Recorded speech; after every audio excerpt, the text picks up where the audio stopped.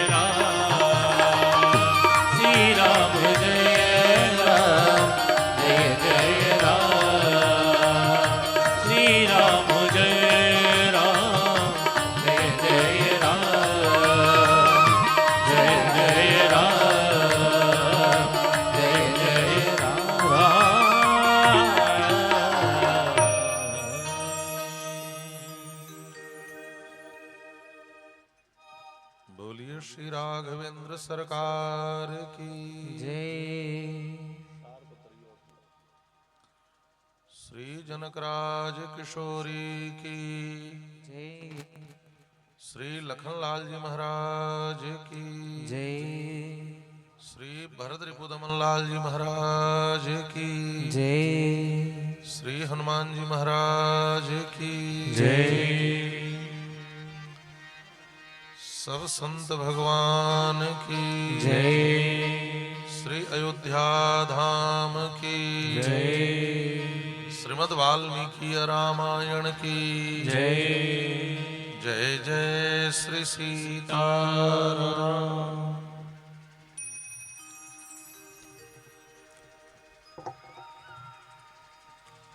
अखिल ही अप्रत्यनीक अनंत कल्याण गुणगण निलय परात्पर पुरुषोत्तम परब्रह्म कौशल्यानंद वर्धन अवध नरेंद्र नंदन श्री रघुनंदन विदेह वंश वैजयंती जनक नरेंद्र नंदिनी भगवती भास्वती पराम्बा जगदीश्वरी माँ सुनैना की आंखों की पुत्तलिका विदेहजा जनकजा जनकाधिराज तनया जनक राज किशोरी वैदेही मैथिली श्री राम प्राण वल्लभा श्री जानकी जी भगवान श्री राम की शब्दमयी प्रतिमूर्ति श्रीमद् वाल्मीकि रामायण जिनकी पावन पुण्यतिथि पर यह सुंदरतम कार्यक्रम समायोजित है, ऐसे अप्रत्यक्ष रूप से हम सबके मध्य में विराजमान परम भागवत साकेतवासी समादरणीय पंडित श्री जगन्नाथ तिवारी जी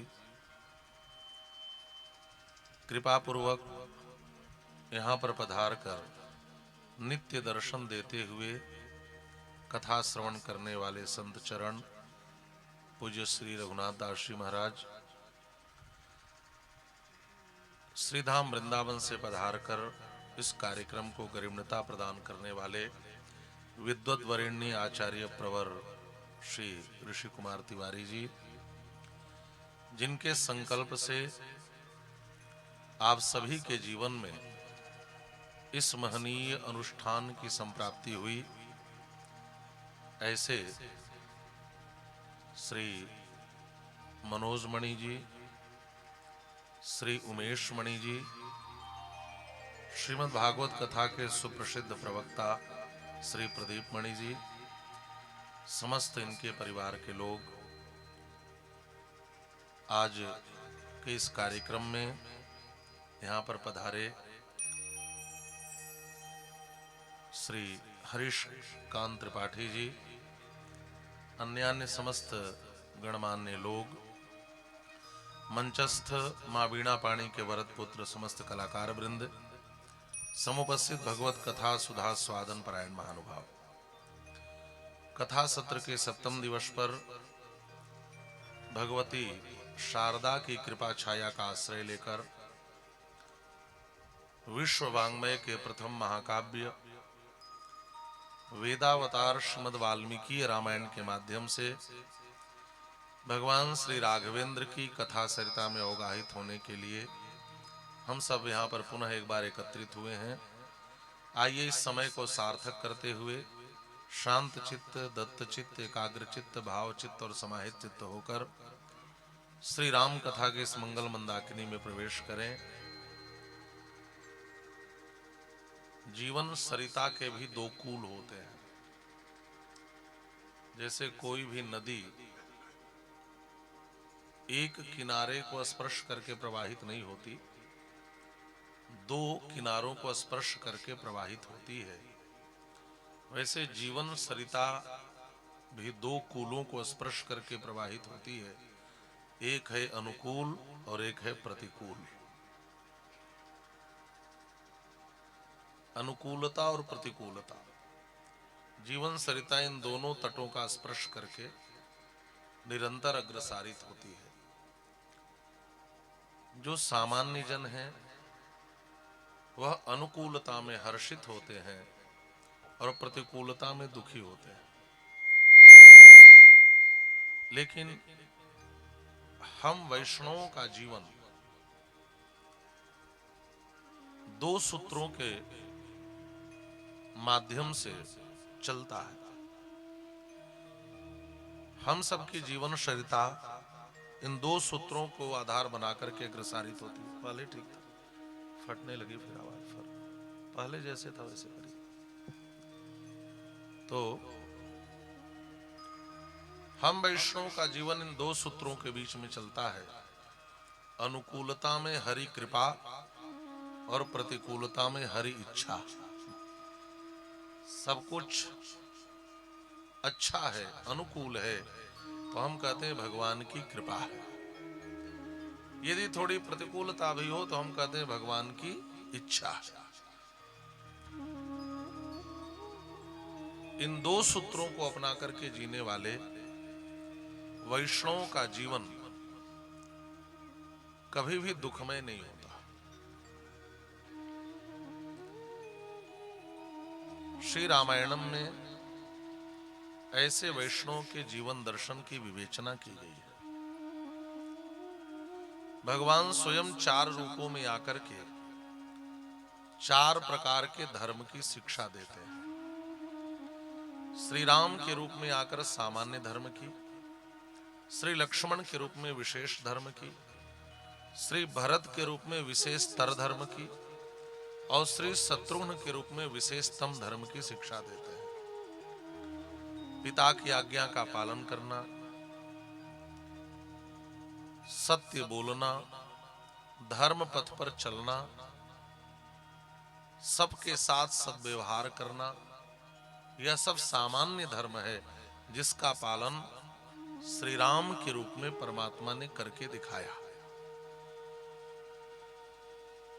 लेकिन भगवान की सेवा के लिए माता पिता सुख सुविधा घर परिवार सबको छोड़ना पड़े तो छोड़ दे, एकमात्र जीवन का लक्ष्य परमात्मा की सेवा बना ले, इस धर्म को विशेष धर्म कहते हैं, जिसका पालन भैया लक्ष्मण ने किया। गुरु पितु मातु न जानो काऊ, सब कुछ छोड़कर भगवान की सेवा करना।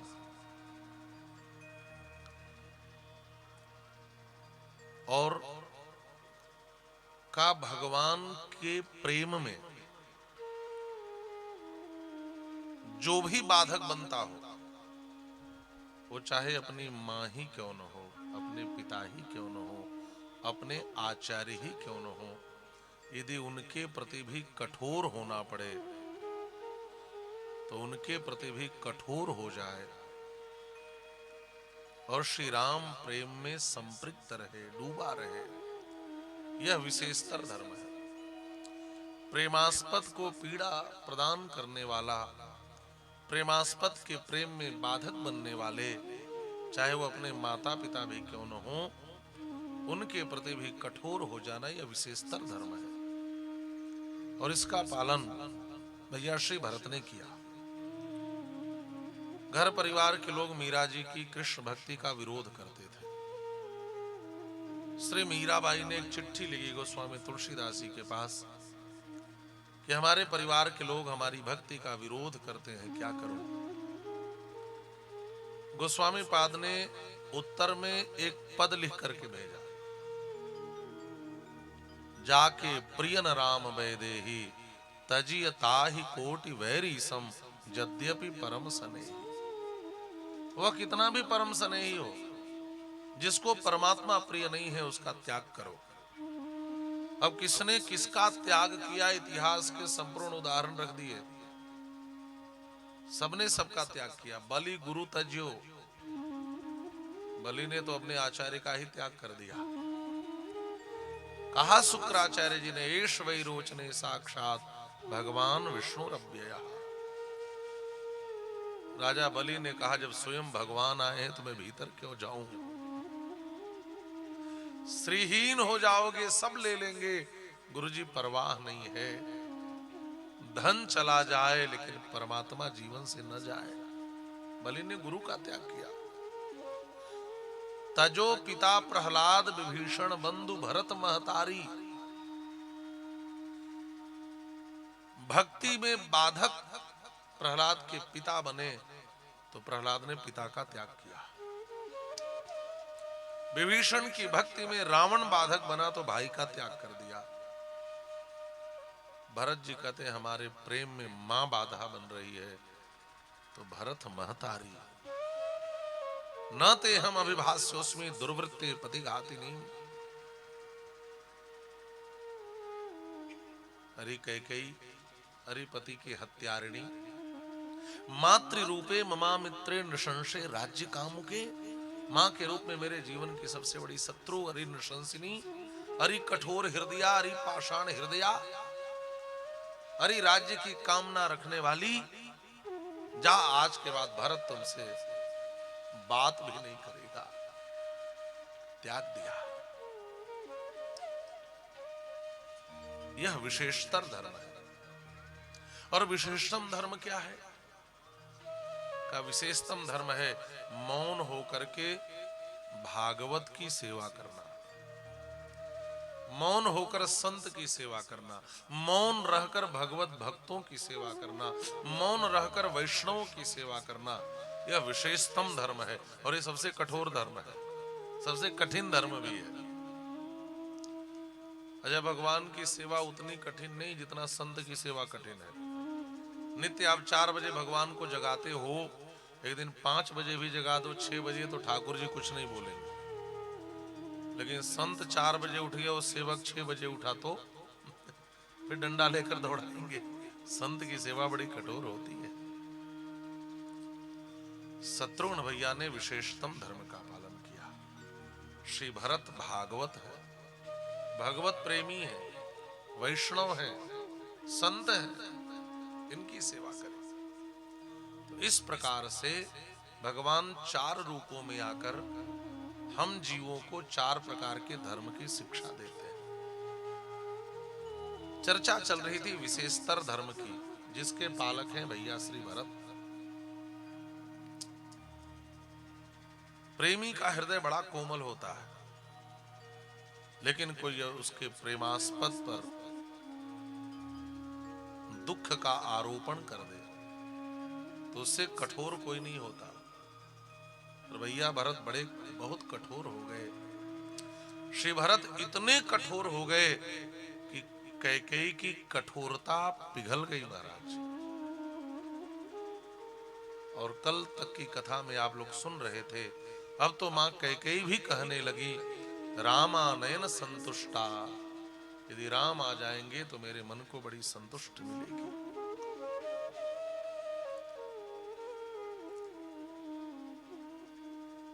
किसी ने भैया भरत से कहा, भैया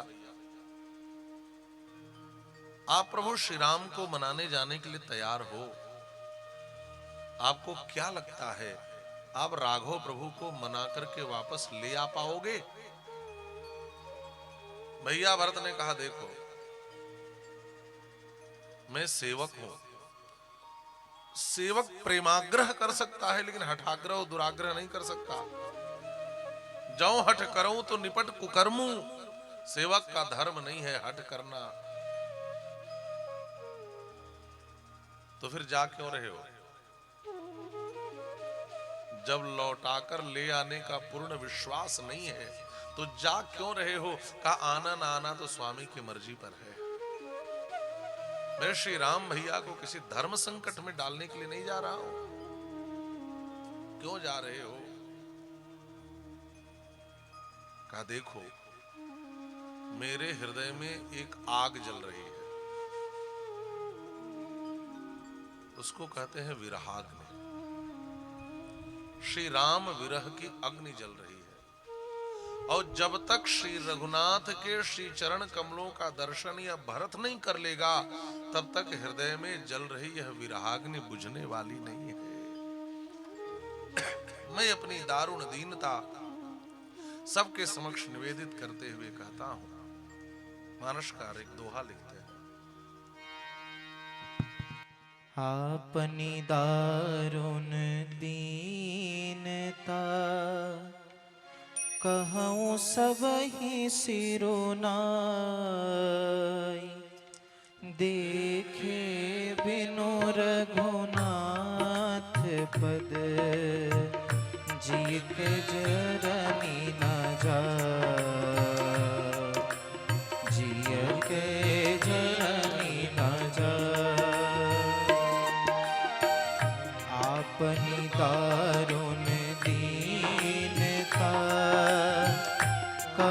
सबहि सिरुनाई, देखे बिनु रघुनाथ पद, जिय के जरनी न जाय, जिय के जरनी न जाय। भैया श्री भरत ने कहा, देखे बिनु रघुनाथ पद जिय के जरनी न जाए। आज भी समाज में हर किसी के हृदय में आग जल रही है।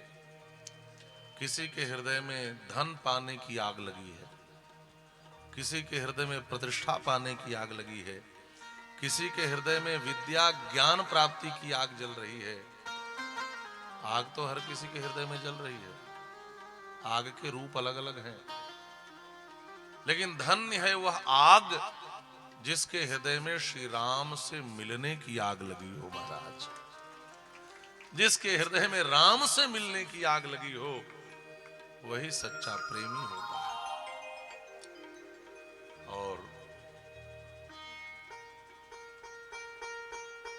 विचारकों ने भैया भरत को, किसी ने साकेत का संत कहा, किसी ने महलों का महर्षि कहा।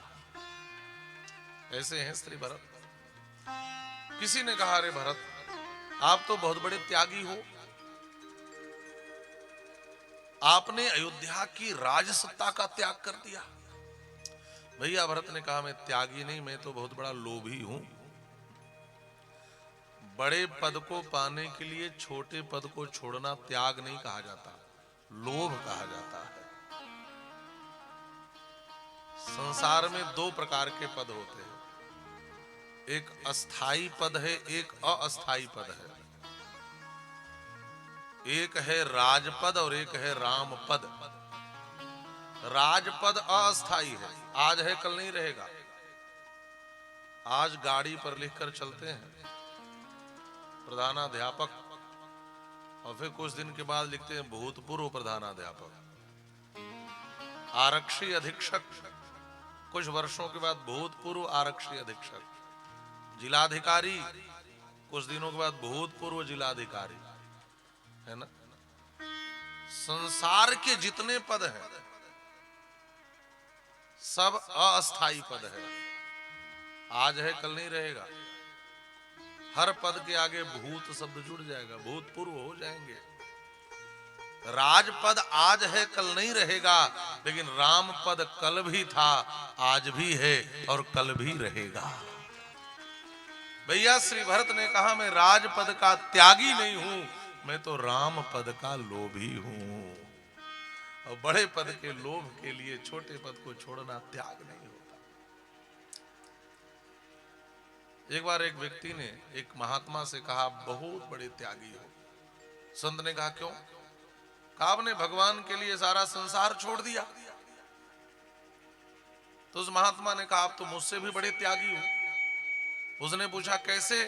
कहा, हमने संसार, भगवान के लिए संसार छोड़ा, आपने तो भगवान का ही त्याग कर दिया। ये तो सबसे बड़े त्यागी हैं। इतने भी बड़े त्यागी ना हो जाएं कि हम भगवान को ही छोड़ दें। संसार के सारे त्याग भगवान के लिए ही हैं। कुछ लोग इतने बड़े त्यागी होते हैं कि भगवान से भी मतलब नहीं रखते। इतना बड़ा भी त्यागी नहीं होना है, हमें भगवान के चरणों का लोभी होना चाहिए।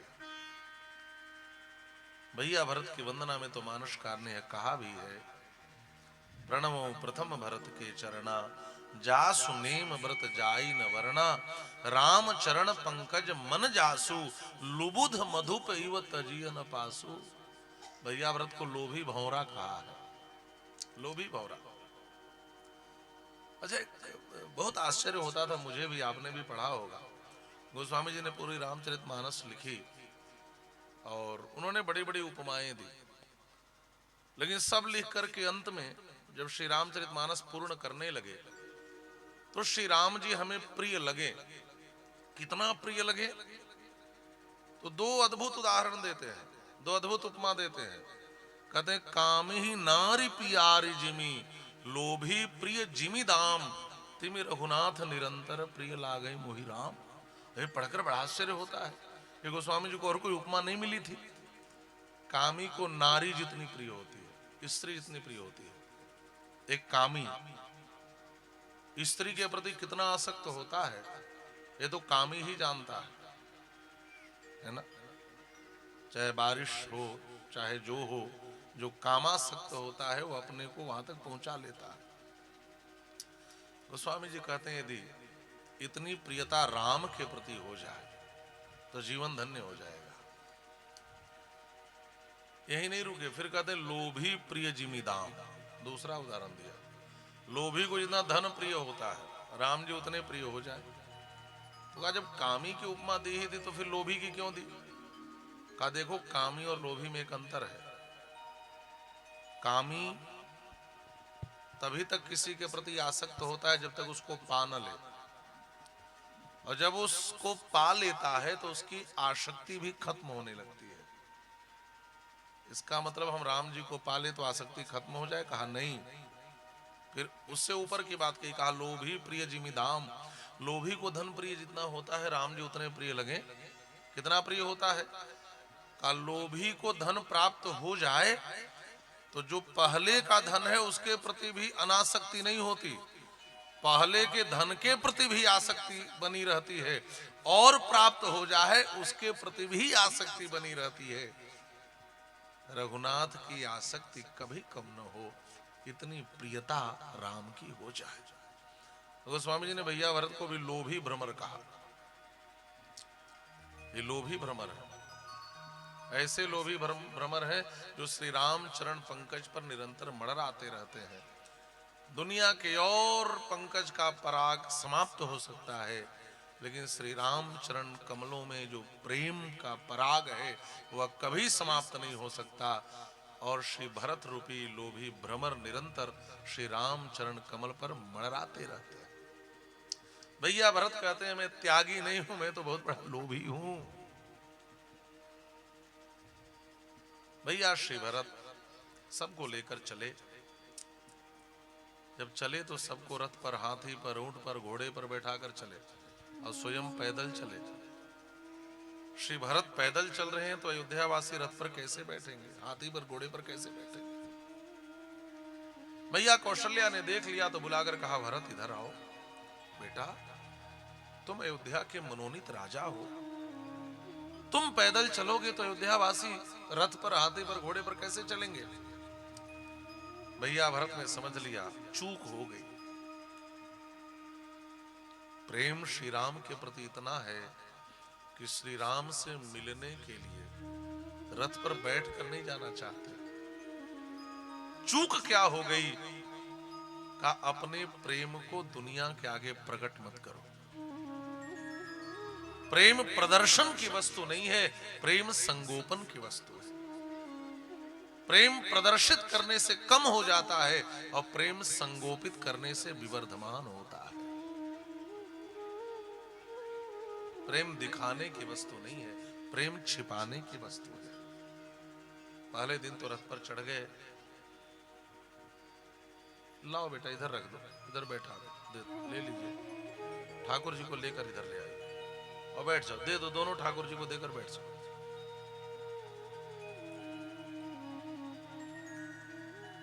ना तो इधर मंच पर बोलिए श्री राघवेंद्र सरकार की जय, श्री हनुमान जी महाराज की जय। भैया श्री भरत श्रृंगवेरपुर में अयोध्या वासियों को लेकर पहुंचने वाले हैं। यहां पर राम जी के प्राण के समान सखा, आत्मा के समान सखा रहते हैं। इनका नाम है निषादराज गुह।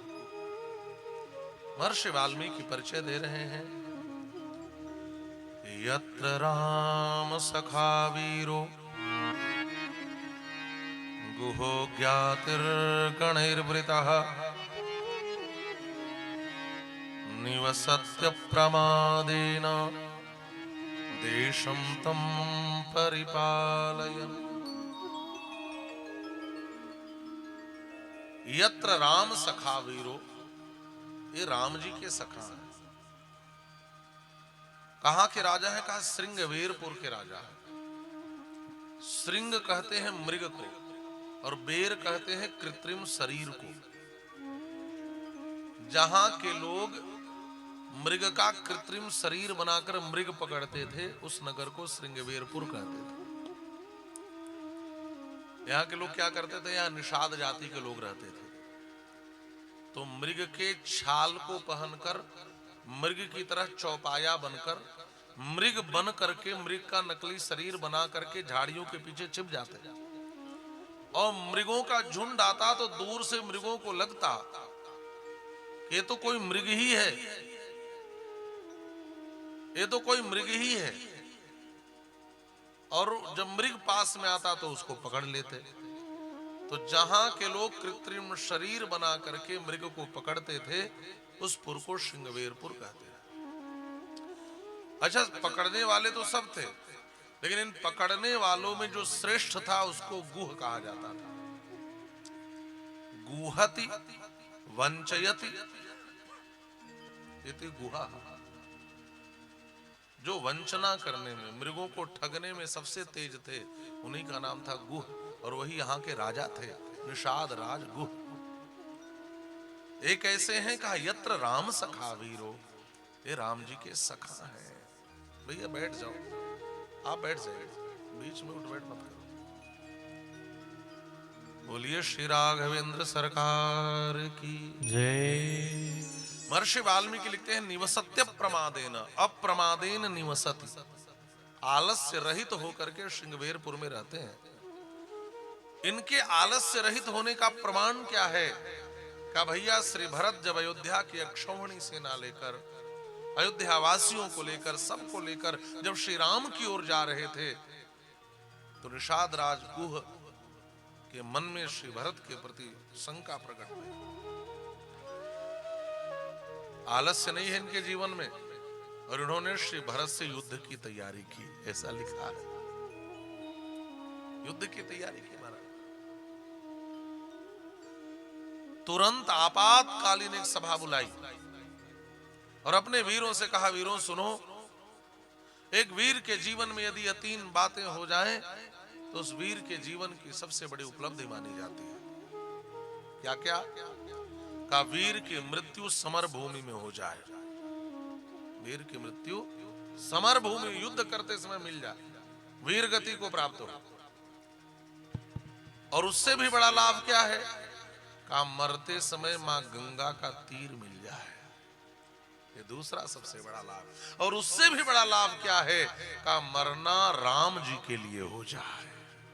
और वीरों, आज हम सब के जीवन में तीनों उपलब्धि प्राप्त होने वाली है। यदि भरत से युद्ध करोगे तो मृत्यु भी होगी, तो युद्ध भूमि में होगी, और मरते समय मां गंगा का तीर मिलेगा, और मरना अपने राम के लिए होगा। मानसकार लिखते हैं समर मरनु पुनि सुर सरि तीरा, समर मरन पुनि सुर सरि तीरा, राम काजु क्षण भंगु शरीरा, राम काज भंगु शरीरा। समर मरनु पुनि सुर सरि तीरा, समर मरनु पुनि सुर सरि तीरा, राम काजु क्षण भंगु शरीरा, राम काज क्षण भंगु शरीरा, राम काजु क्षण भंगु शरीरा। समर मरण पुनि सुर सरि तीरा, राम काज क्षण भंग शरीरा। अच्छा, एक बात है भैया, श्री भरत के इस लाव लश्कर को देखकर सबके मन में शंका जागृत हो जाती है। निषाद राज जी के मन में हुई, अरे आगे महर्षि भरद्वाज के मन में भी हुई, आगे चलकर भैया लक्ष्मण के मन में भी हुई, आपके मन में भी हो रही थी कि भैया भरत जब श्री राघव प्रभु को मनाने जा रहे हैं तो अक्षौणी सेना लेकर क्यों जा रहे हैं? भाई सेना लेकर के तो लोग युद्ध करने जाते हैं, और यदि मनाने जा रहे हैं तो सेना लेकर के क्यों? और अयोध्या की अक्षौणी सेना देखकर मन में आशंका।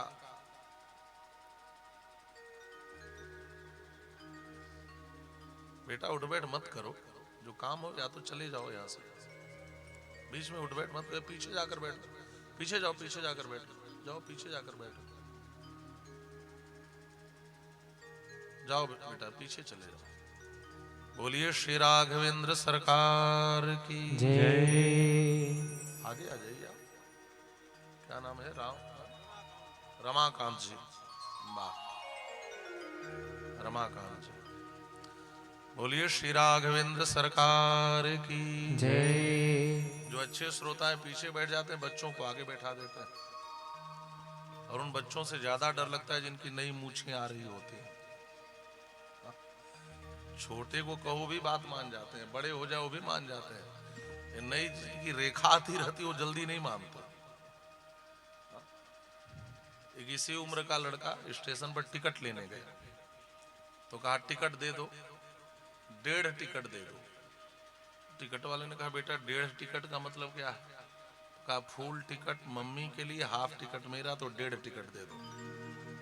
टिकट वाले ने कहा देखो तुम्हारी ये मूछें आ गई, तुम्हारा फुल टिकट लगेगा। उसने कहा फिर भी 1.5 ही टिकट दो, मेरी मूछें आ गई हैं तो मेरा फुल टिकट दे दो, मेरी मम्मी की मूछें नहीं है, हाफ टिकट दे दो। इस उम्र वाले बच्चे जहां रहते हैं यहां ही से बातें करते हैं। हाँ।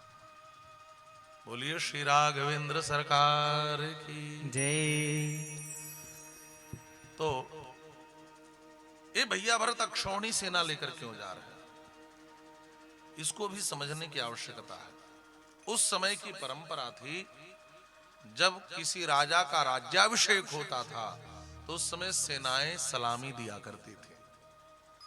और भैया भरत सब कुछ लेकर जा रहे हैं, सारी सामग्री लेकर जा रहे हैं, पादुका तक लेकर जा रहे हैं, नई पादुका।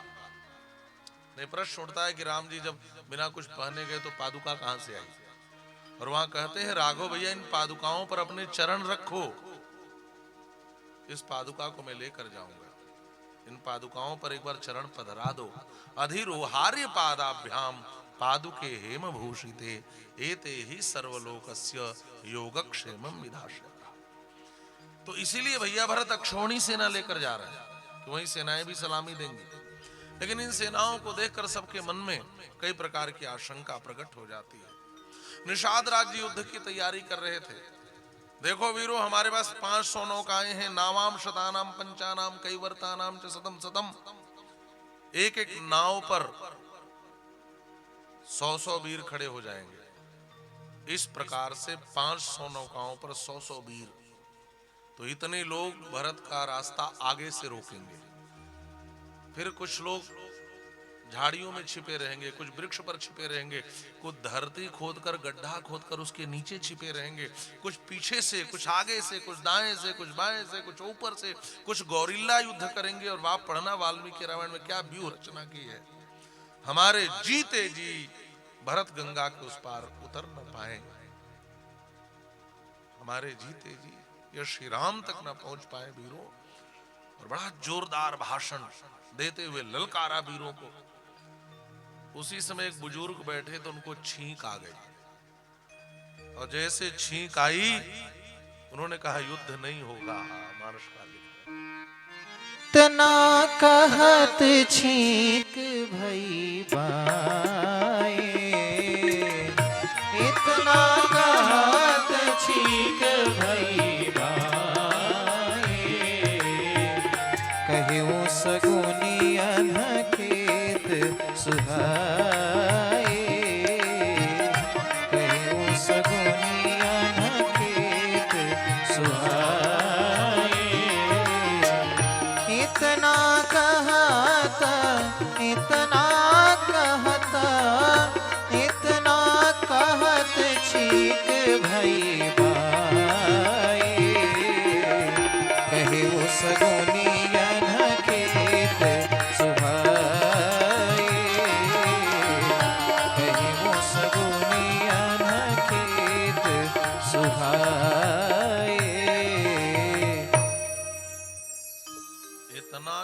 छींक भई बाएं, बाईं और किसी को छींक आ गई तो एक बुजुर्ग ने कहा सुनो युद्ध नहीं होगा। अच्छा विचार करिए, हमारा प्राचीन विज्ञान